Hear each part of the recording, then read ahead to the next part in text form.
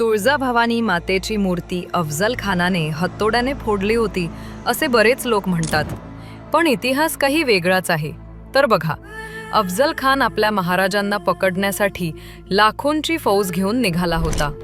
पण जेव्हा त्याला कळालं की हिंदूंची आस्था आणि महाराजांची कुलदेवी ही तुळजाभवानी आहे, तर तो तुळजापूरला आला आणि तुळजाभवानी मातेच्या गाभाऱ्यात उभा राहिला आणि समोर असलेली आपल्या मातेची मूर्ती त्याने मोठमोठ्याने हसत आणि हत्तोड्याच्या मदतीने तोडून टाकली.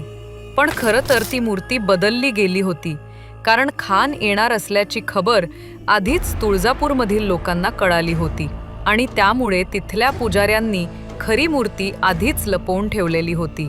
अफजल खानाने त्याच दिवशी आपण जिच्या पोटात 33 कोटी देव मानतो त्या गायीला देखील त्याने मंदिरातच मारले होते. आणि अशा या अफजल खानाचा शेवट आपल्या महाराजांच्या हातून प्रतापगडाच्या पायथ्याशी झाला आणि त्यावर आधारित हा पोवाडा. ऐकून जा आणि फॉलो करायला मात्र विसरू नका.